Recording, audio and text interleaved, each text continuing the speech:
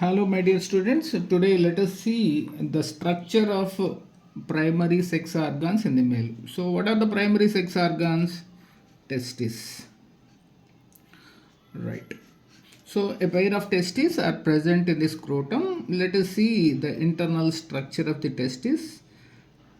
Testis is in oval shape. Better, along with me, you take the notes.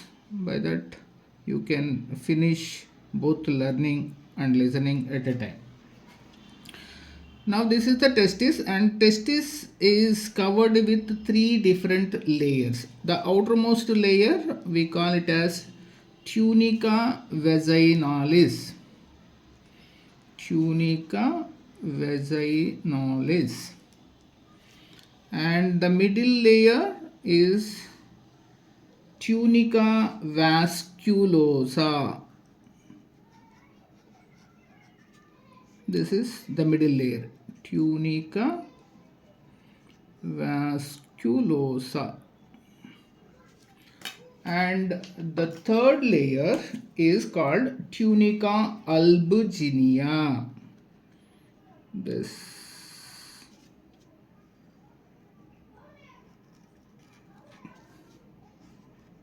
tunica albuginea, right?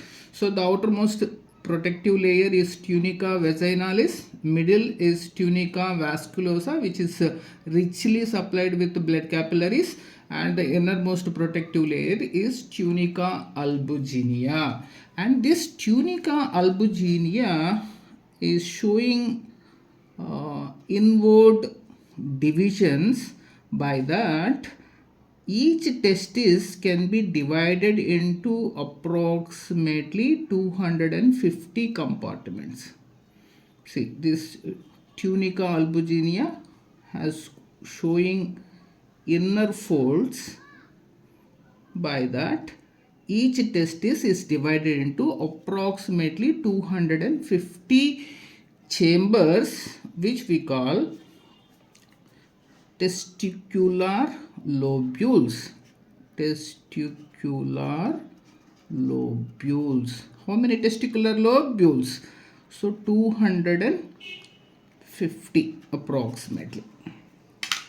Now, in each testicular lobule, you can find one or two or three. I mean 1 to 3 small coiled tubules you can find, which we call seminiferous tubules.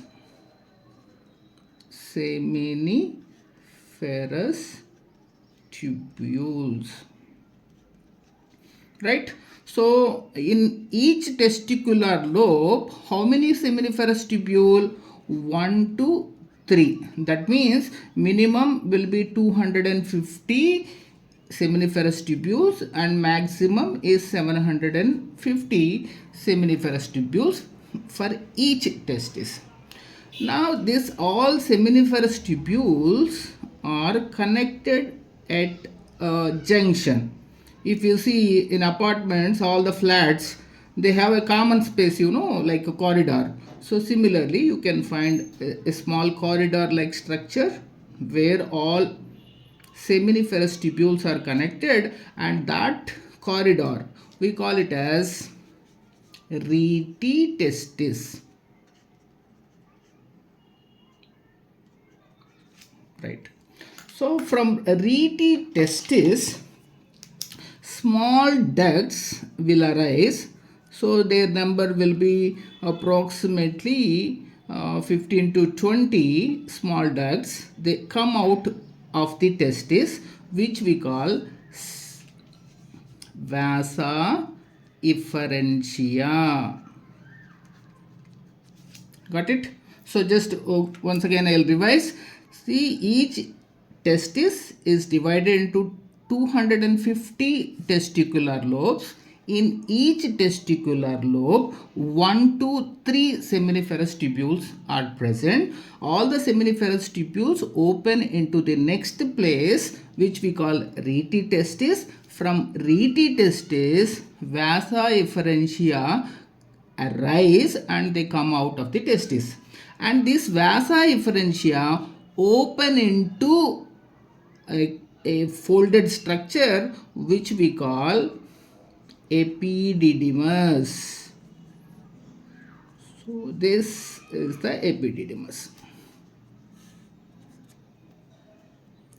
Epididymis. And in epididymis there are three components are there, like head, body and tail. So now look at here. So epididymis is a very long structure, and here sperm cells will enter into the head of the epididymis. So in the head of epididymis, the sperm cells undergo physiological maturation. Physiological maturation. That means here two things.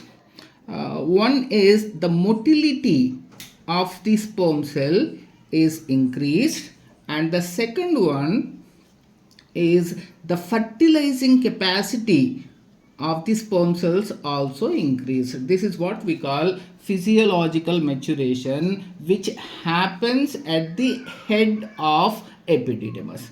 And this here this epididymis is also helps to store the sperm cells temporarily, and then gradually this tail of the epididymis opens into another duct. We call it as vas deferens. And the vas deferens will move upward direction, and it receives a duct from the seminal vesicles. Already we have seen accessory glands. A pair of seminal vesicles are there. Seminal vesicle. Once it receives a duct from the seminal vesicle, then we call this vas deferens as ejaculatory duct. Ejaculatory duct. Then this ejaculatory duct opens into this, let's see, like this, into next duct, which we call urethra. Right? So I'll just look at here. So here how the movement of the sperm cell happens. Sperm cells are produced in the seminiferous tubules. Note down, seminiferous tubules is the place of the formation of sperm cells, and they enter into rete testis. From rete testis they will enter into vasa efferentia. From vasa efferentia to epididymis. From epididymis to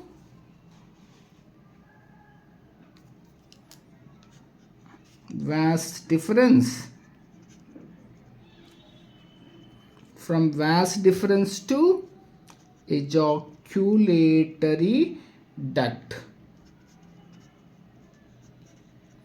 So from ejaculatory duct to urethra. From urethra to outside. Right?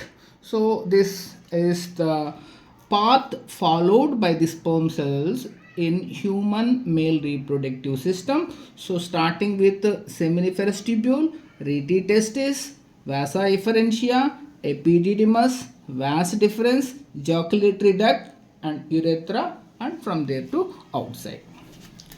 Now we will look at the structure, this how this testicular lobe is present. So anatomy we will see. Now we know that, so there are 1, 2, 3 seminiferous tubules are there. We are looking at transverse section of seminiferous tubule. Let's see, if it is a seminiferous tubule, I am cutting like this. So right, So just to see that, if I cut this and showing like this, so you look like this, right? Now you consider this is one of the seminiferous tubules, this is another seminiferous tubule, and one more. So 3 seminiferous tubules I have taken. And here the space between the seminiferous tubule, we can call this as interstitial space. Interstitial space. Now just we will look at the internal arrangement of the seminiferous tubule. We have to look at this through electron microscope. Here you can find a specialized cells which we call spermatogonia. So spermatogonia means nothing but sperm mother cells. Spermatogonia. And in between the spermatogonia, some pyramidal shaped cells also found, which we call Sertoli cells. So two specialized cells are present in the seminiferous tubule. What are they? Number 1, spermatogonia, spermatogonium singular, spermatogonia plural, and Sertoli cell. Sertoli is the name of the scientist. Sertoli cell, and Sertoli cells are also known as nurse cells. So two different types of cells are there in the seminiferous tubule. So now if you see interstitial space, here you can find some specialized cells which we call Leydig cells. Leydig cells. They are also called interstitial cells. So now what is the role of different types of cells? So first of all, spermatogonia, from here sperm cells are produced. Sperm cells are produced from spermatogonia, right? Now, Leydig cells are interstitial cells produce androgen. Androgens means male sex hormones. The major androgen found in the males is testosterone. So, testosterone is produced by interstitial cells. Now, coming to the Sertoli cells. Actually, these Sertoli cells help in the maturation of sperm cells, and that's why they will take care of the development of the sperm cells. That's why they are called nurse cells. And here these Sertoli cells produce two different types of proteins. One is androgen binding protein. Androgen binding protein. The other one is inhibin. Inhibin. So androgen binding protein helps to increase the concentration of testosterone inside the seminiferous tubule, which will help the spermatogenesis. And inhibin stops the production of FSH, follicle stimulating hormone. So usually when follicle stimulating hormone FSH, it is produced from pituitary gland, anterior pituitary, and this FSH acts on spermatogonia. Then spermatogonia initiate meiosis and they start producing sperm cells.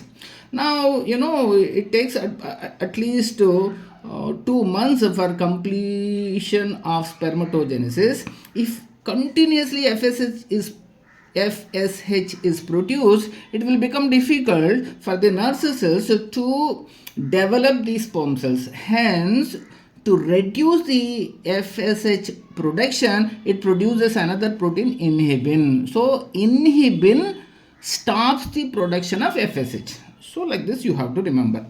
So, okay. So, once again, let's go to the quick revision. Here, 3 different types of cells are found in the testis.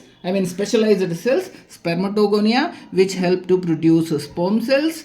Sertoli cells are nurse cells which produce two different types of proteins, ABP, androgen binding protein, and inhibin. And the third type of cells which are present in between the seminiferous tubules is called interstitial cells or Leydig cells which produce testosterone.